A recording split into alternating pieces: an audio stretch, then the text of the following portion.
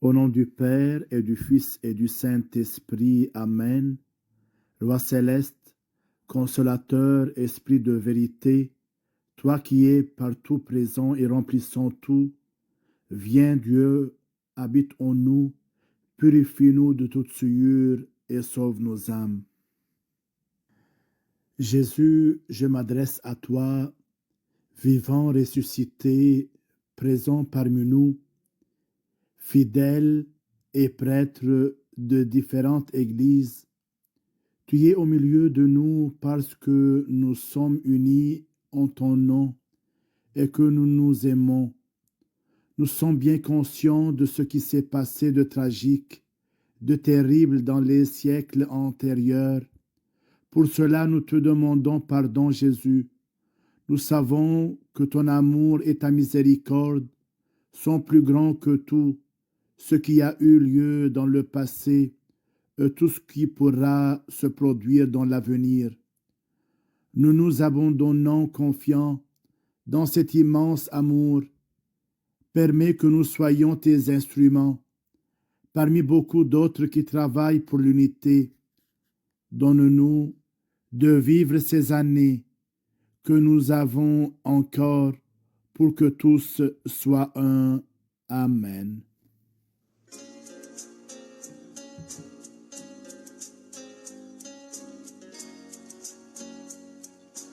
Bonjour, Père Amphiam, bonjour, Père Gérard. Comme chaque jour dans cette semaine, nous présentons un prêtre qui nous parle de sa paroisse, de la liturgie, de l'union de l'Église, l'union des chrétiens. Bonjour, Père Amphiam. S'il vous plaît, si vous pouvez vous présenter pour les personnes qui nous regardent en direct sur la page de la cathédrale Saint-Sauveur à Montréal et de la page de Saint-Simon à Windsor. Cher Père, chers auditeurs, chers chrétiens, bonjour, bonsoir. Bonsoir pour nous, bonjour pour vous. Et par la grâce de Dieu, comme notre Seigneur nous a dit, où il y a 2 ou 3 réunis en mon nom, moi aussi je suis au milieu d'eux. Donc, nous avons cette foi que le Christ est au milieu de nous.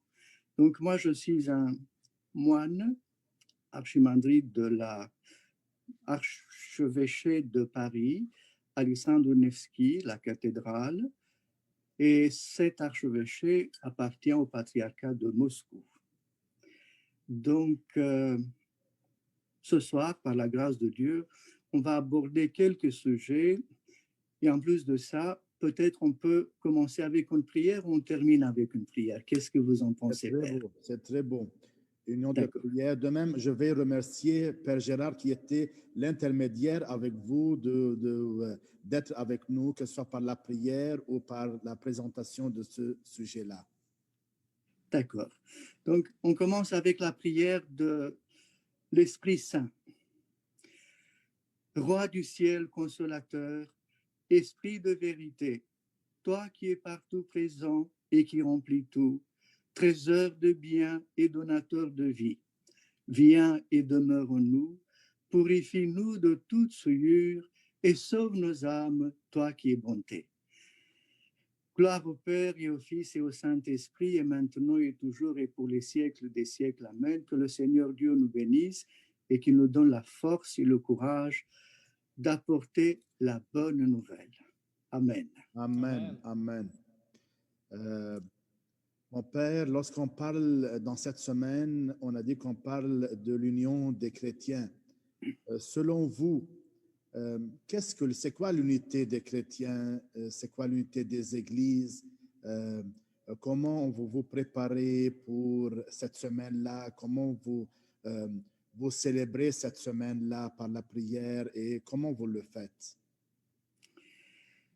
Donc ici, à Paris, dans toutes les cathédrales, la cathédrale grecque orthodoxe de Paris, qui appartient au patriarcat de Constantinople, dans notre cathédrale qui appartient au patriarcat de Moscou, dans les autres églises roumaines, bulgares, tous les chrétiens prient, comme on dit d'ailleurs dans chaque liturgie, l'unité de la foi et la communion du Saint-Esprit. Ça, on prie tous les jours.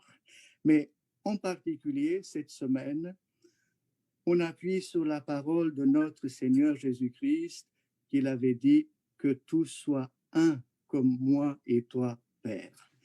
Donc, les frères en Christ, les catholiques, les protestants participent chez nous à la cathédrale grecque. Nous, on va prier aussi avec eux pour que Dieu nous donne cette force de accomplir la bonne nouvelle, l'évangile du Christ, et qu'on soit, parce que malheureusement, nous avons la même prière, mais l'acte suprême, c'est la communion. Et malheureusement, les chrétiens n'ont pas la communion, c'est-à-dire l'Eucharistie. On prie ensemble et on prie de tout cœur que Dieu nous donne cette force, qu'on puisse avoir la même communion. On l'espère de tout cœur. On espère, mon Père. Mais c'est-à-dire, si quelqu'un, si quelqu'un, c'est pas de votre paroisse, un catholique qui vient chez vous, alors on lui dit on prie ensemble, mais il ne faut pas s'approcher pour prendre la communion.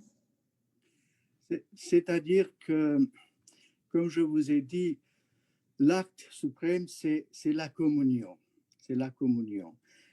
Bien sûr que l'entrée, comme vous le savez, dans le christianisme, c'est le baptême.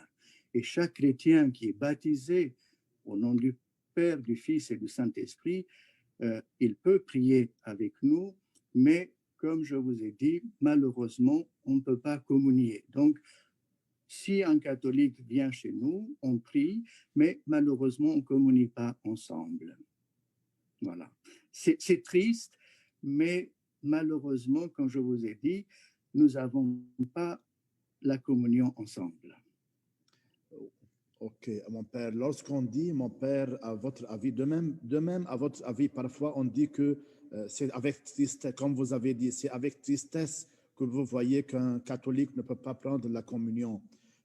Selon vous, mon Père, est-ce que lorsqu'on voit qu'il y a beaucoup de confessions, c'est-à-dire il y a des Grecs, il y a des catholiques, il y a des Syriaques, de même Syriaques catholiques, Syriaques orthodoxes, il y a des Arméniens catholiques et orthodoxes. Est-ce que c'est une richesse à votre avis ou de même il y a que vous voyez que c'est le corps du Christ qui est déchiré? Qu'est-ce que vous voyez? Bien sûr que c'est triste, mais nous avons toujours la confiance dans la parole du Christ qui nous a dit « Je suis avec vous tous les jours et n'ayez pas peur » parce que l'orgueil et le péché du monde a fait déchirer le corps du Christ que c'est l'Église.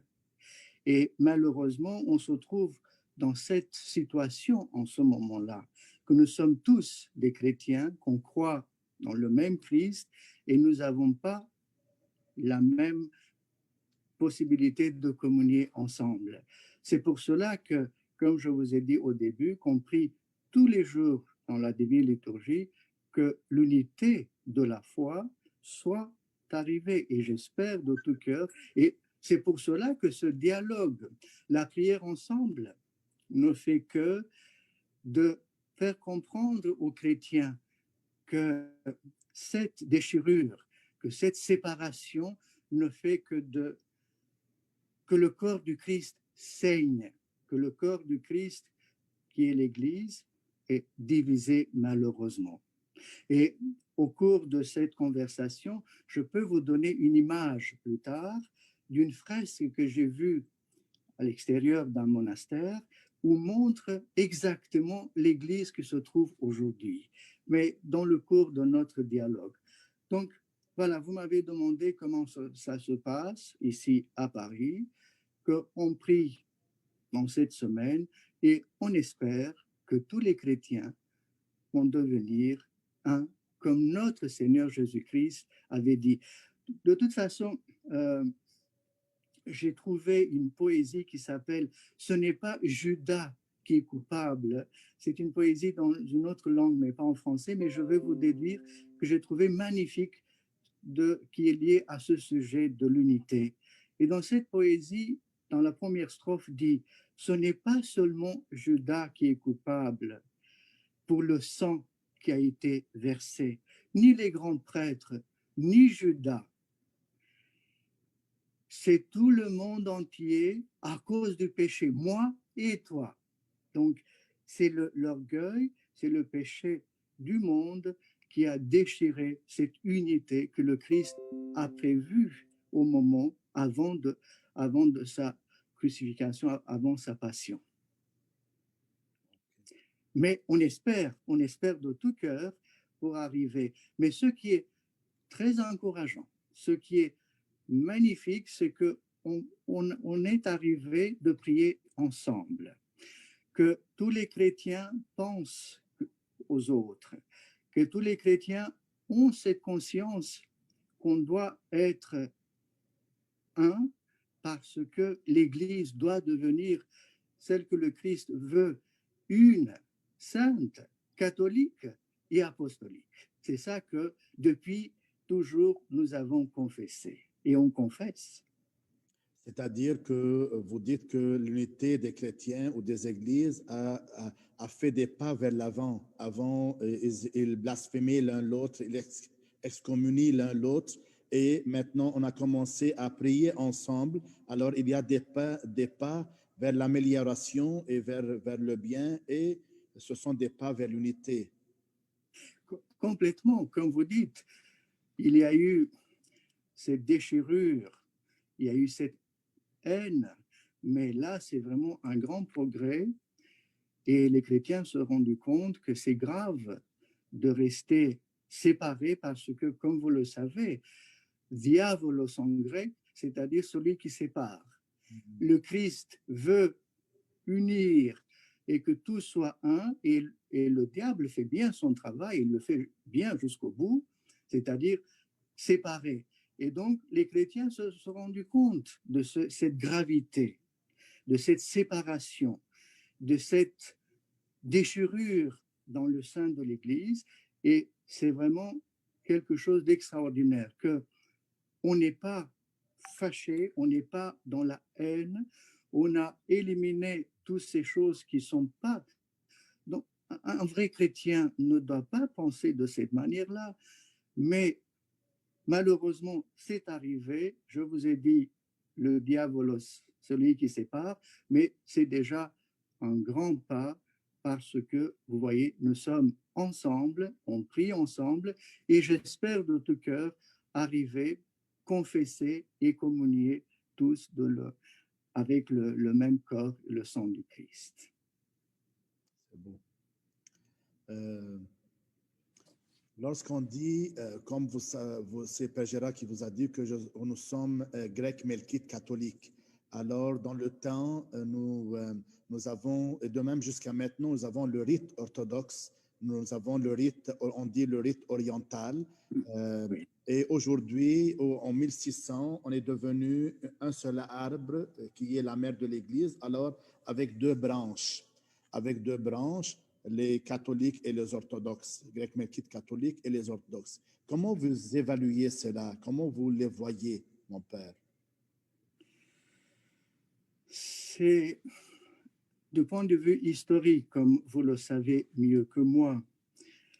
Dans l'histoire, c'est passé qu'il y a eu ces branches. Mais en fait, la question, on peut la poser d'une autre manière. C'est-à-dire, comment nous, on vit cette foi? Est-ce que la foi orthodoxe dans laquelle je suis, est-ce que je la vis pleinement dans le Christ, dans la joie, dans la communion du Saint-Esprit? C'est ça le plus important. Comme je vous ai dit, que vous l'avez remarqué vous-même, que l'erreur dans l'histoire s'est produit, la déchirure s'est produit, la douleur existe encore. Mais ce qui est plus important, et que c'est pour cela qu'on est là maintenant, dans cette semaine de l'unité des chrétiens, c'est que on puisse arriver à devenir, par la grâce de Dieu, un. Mais pour l'instant, la question que ça pose, comment on vit chacun notre foi et comment notre identité chrétienne est vis-à-vis de nous et vis-à-vis de Dieu. Moi, je suis, de mon point de vue, très admiratif, comme je vous ai dit au début, envers les chrétiens, envers vous, envers les chrétiens d'Orient, qui sont là pour nous la Golgotha de christianisme, parce que vous avez plus souffert que nous, on a tous souffert. Et malheureusement, le Christ ne veut pas ça de nous, la souffrance. Même dans les litanies de la liturgie, on dit à chaque fois qu'on demande à Dieu une fin chrétienne sans douleur, sans honte et paisible. On demande à chaque fois cela.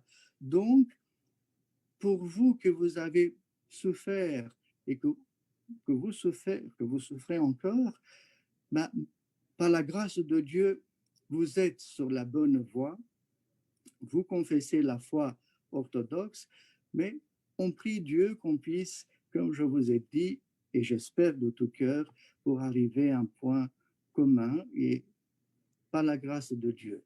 Et l'Esprit Saint travaille si l'homme veut aussi, parce que Dieu travaille en même temps que la volonté humaine. Dieu n'impose pas sa volonté si l'homme refuse. Donc, que ce soit historique, que ce soit de point de vue écuménique, que ce soit, ça dépend de chaque église, ça dépend de chaque personne, ça dépend de chaque chrétien.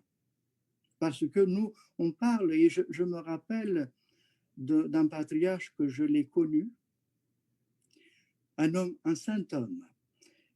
Et il a répondu à la question qu'est-ce que c'est l'écuménisme? Mais il a répondu d'une manière un peu humoristique, parce qu'il a dit qu'est-ce que c'est l'écuménisme?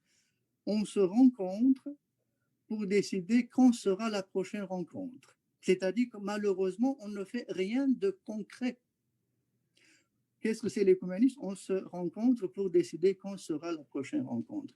Donc, si on commence à parler de l'histoire, c'est que la cicatrice qui est en train de se cicatriser, on commence à le faire saigner à nouveau. C'est l'histoire avec les bons et les mauvaises choses qui sont arrivées, mais maintenant la question c'est qu'est-ce qu'on peut faire aujourd'hui que nous sommes menacés, nous les chrétiens, que nous sommes dans la situation dans laquelle on vit maintenant, non? La mort est partout et nous les chrétiens, nous avons cette foi que le Christ est avec nous. On croit dans la résurrection du Christ. C'est ça qu'on doit, les chrétiens qu'ils voient à nous, que nous sommes des prêtres, des évêques, et que tous les autres chrétiens puissent comprendre, voilà, c'est ici l'Église, dans l'unité des chrétiens. C'est très beau ce que vous dites, mon père. Il y a un évêque qui s'appelle Monseigneur Zorbi qui a écrit un livre intitulé Nous sommes tous schismatiques. Lorsque vous entendez cette expression, comment vous voyez en tant que vraiment un prêtre qui voit que la déchirure est triste dans le corps du Christ?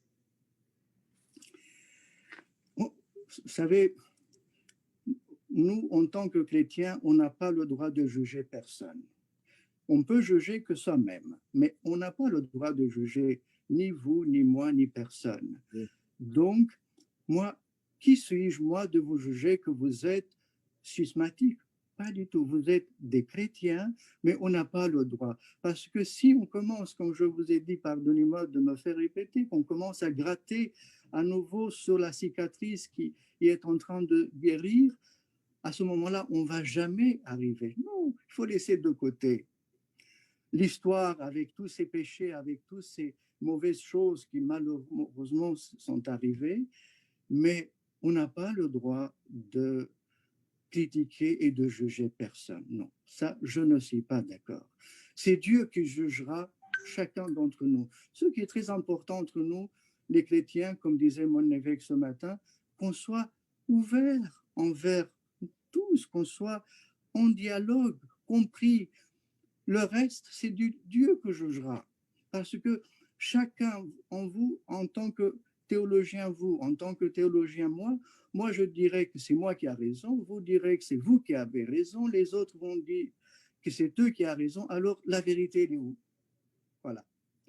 Donc, il faut avoir la conscience que si on peut arriver à quelque chose du bon, du concret et de solide, il faut laisser de côté le jugement.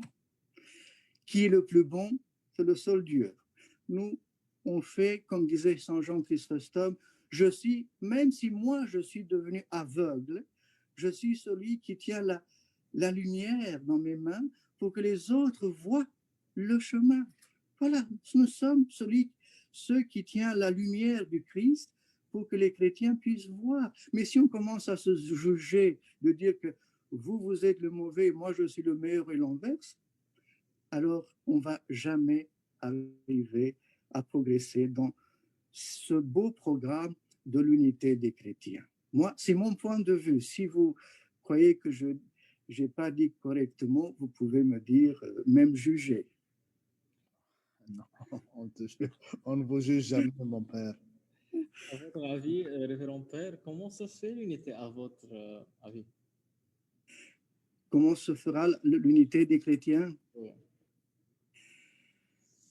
Je me rappelle que dans le monastère où j'étais en 1985, je suis rentré, le père Cléopas, qui était mon père spirituel, il y avait, chez lui sont arrivés plusieurs représentants de plusieurs confessions. Il y avait des protestants, des catholiques, même des athées.